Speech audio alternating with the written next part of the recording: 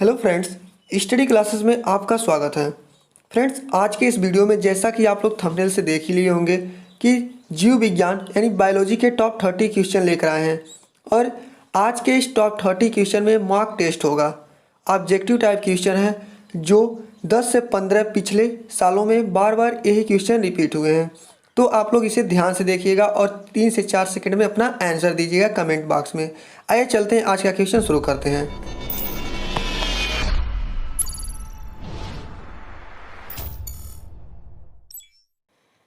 पहला क्वेश्चन है, शरीर की सबसे बड़ी ग्रंथि कौन सी है?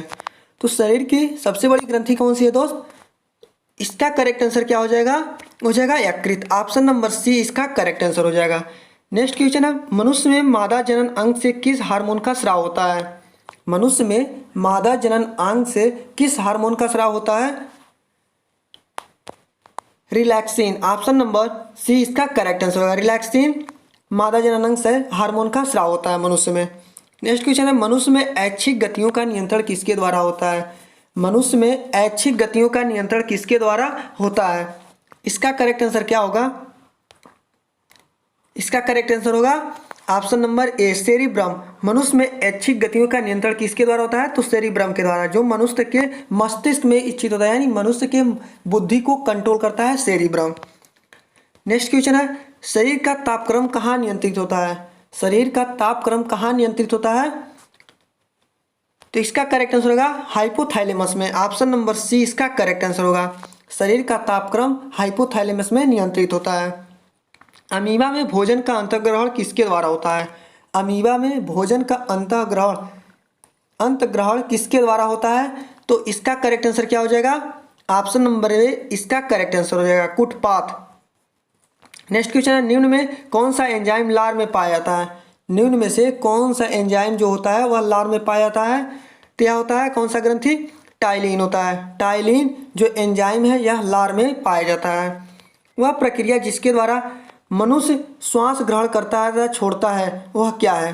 वह प्रक्रिया जिसके द्वारा मनुष्य श्वास ग्रहण करता है तथा छोड़ता है वह क्या है?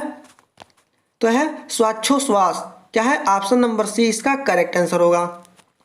नेक्स्ट है, ऊर्जा उत्पादन के लिए कोशिका प्रायः किसका उपयोग करती है? ऊर्जा उत्पादन के लिए कोशिका प्रायः किसका उपयोग करती है? तो इसका करेक्ट आंसर हो जाएगा ग्लूकोज की उपयोग करती है। ऑप्शन नंबर बी इसका करेक्ट आंसर हो जाएगा। किस अभिक्रिया द्वारा पौधों में ऑक्सीजन बाहरी वातावरण से कोशिकाओं में पहुंचता है? तो किस अभिक्रिया के द्वारा जो ऑक्सीजन होता है पौधों में वातावरण से कोशिकाओं में पहुंचता है? तो होता है ऑप्शन नंबर बी इसका करेक्ट आंसर, विसरण की अभिक्रिया द्वारा। नेक्स्ट क्वेश्चन है, श्वसन की अभिक्रिया में खाद्य पदार्थों की परिणति क्या होती है? श्वसन की अभिक्रिया में खाद्य पदार्थों की परिणति क्या होती है? तो इसका करेक्ट आंसर होगा ऑप्शन नंबर ए विघटन। श्वसन की विघटन अभिक्रिया में पदार्थों की परिणति होती है। नेक्स्ट क्वेश्चन है, खाद्य पदार्थों का पौधों में स्थानांतरण का मुख्य रूप कौन सा है? खाद्य पदार्थों का पौधों में स्थानांतरण का मुख्य रूप कौन सा है? तो सुक्रोज जो होता है इसका करेक्ट आंसर होगा। एक स्वस्थ मनुष्य का रक्तचाप कितना होता है? एक स्वस्थ मनुष्य का रक्तचाप कितना होता है? तो 120 से 80 होता है, यानी अपर 120 एंड लोअर 80 होता है। मनुष्य के मस्तिष्क की सबसे बाहरी झिल्ली क्या है? जो मनुष्य की मस्तिष्क की सबसे बाहरी झिल्ली है वह क्या है? तो इसका करेक्ट आंसर क्या हो जाएगा? ऑप्शन नंबर सी हो जाएगा ड्यूरामीटर। मनुष्य की मस्तिष्क की सबसे बाहरी झिल्ली है। नेक्स्ट क्वेश्चन, मनुष्य के सूंघने की क्षमता को नियंत्रित करता है? मनुष्य की सूंघने की क्षमता को कौन नियंत्रित करता है? तो यह नियंत्रित करता है धृणेन्द्र पाली। ऑप्शन नंबर बी इसका करेक्ट आंसर होगा। धृणेन्द्र पाली जो है मनुष्य के सूंघने की क्षमता को कंट्रोल करता है। मनुष्य में बुद्धि एवं चतुराई का केंद्र है? मनुष्य में बुद्धि एवं चतुराई का केंद्र क्या है? तो इसका करेक्ट आंसर होगा option number C cerebrum. Next question, रक्त में ग्लूकोज की मात्रा नियंत्रित रहता है? रक्त में ग्लूकोज की मात्रा नियंत्रित रहता है किसके कारण नियंत्रित रहता है? इंसुलिन के कारण नियंत्रित होता है। ऑप्शन नंबर डी इसका करेक्ट आंसर हो जाएगा। ऑक्सीजन है, ऑक्सीजन क्या है? वसा, कार्बोहाइड्रेट, एंजाइम, हार्मोन्स। इसका करेक्ट आंसर क्या हो जाएगा? ऑक्सीजन एक एंजाइम है। जैव प्रक्रम के अंतर्गत कौन आता है? जैव प्रक्रम के अंतर्गत कौन आता है? तो इसका करेक्ट आंसर क्या हो जाएगा सभी। पोषण, उत्सर्जन एवं श्वसन जो है जैव प्रक्रम के अंतर्गत आते हैं। गोवरक्षता के किसके अंतर्गत आता है? जो गोवरक्षता है किसके अंतर्गत आता है? इसका करेक्ट आंसर जाएगा मृत जीवी के अंतर्गत आता है। वायुमंडल में सामान्यतः CO2 पाया जाता है। वायुमंडल में सामान्यतः कार्बन डाइऑक्साइड कितना % पाया जाता है? तो यह पाया जाता है 0.03%। कितना होता है? 0.03% वायुमंडल में कार्बन डाइऑक्साइड यानी CO2 पाया जाता है। छाया में पनपने वाले पौधों को क्या कहते हैं? जो छाया में पनपने वाले पौधे होते हैं उन्हें किस नाम से जाना जाता है?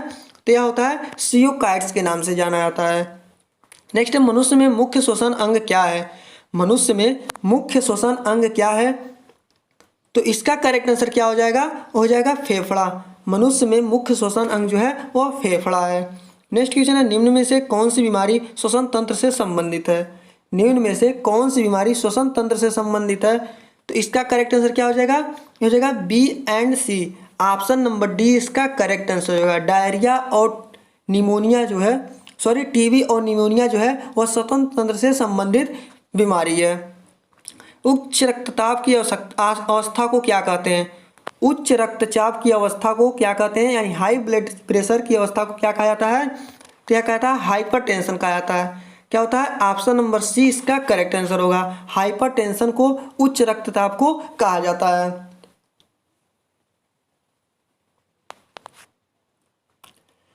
मछलियों में उत्सर्जी पदार्थ क्या है? मछलियों में उत्सर्जी पदार्थ क्या है? तो इसका करेक्ट आंसर क्या हो जाएगा? यह हो जाएगा अमोनिया। मछलियों में उत्सर्जी पदार्थ के रूप में होता है अमोनिया जो होता है। पौधों में आवश्यकता से अधिक जल किस प्रक्रिया द्वारा बाहर निकाले जाते हैं? पौधों में आवश्यकता से अधिक किस प्रक्रिया द्वारा जल बाहर निकाले जाते हैं? तो यह ऑप्शन नंबर 20 का करेक्ट आंसर होगा। वाष्पोत्सर्जन क्रिया के द्वारा जो होता है आवश्यकता से अधिक जल को बाहर निकाला जाता है। निम्न में से किसे प्रकाश संश्लेषी अंगक कहते हैं? निम्न में से किसे प्रकाश संश्लेषी अंगक कहते हैं? तो इसका करेक्ट आंसर हो जाएगा पत्ती। पत्ती जो है प्रकाश संश्लेषी अंगक के नाम से जाना जाता है। पौधों में गैसों के आदान प्रदान के लिए रहते हैं। पौधों में गैसों के आदान प्रदान के लिए क्या रहते हैं? तो इसका करेक्ट आंसर होगा रंध्र जो होते हैं वह पौधों में गैस के आदान प्रदान के लिए होते हैं। फेफड़े का आकार होता है। फेफड़े का आकार कैसा होता है?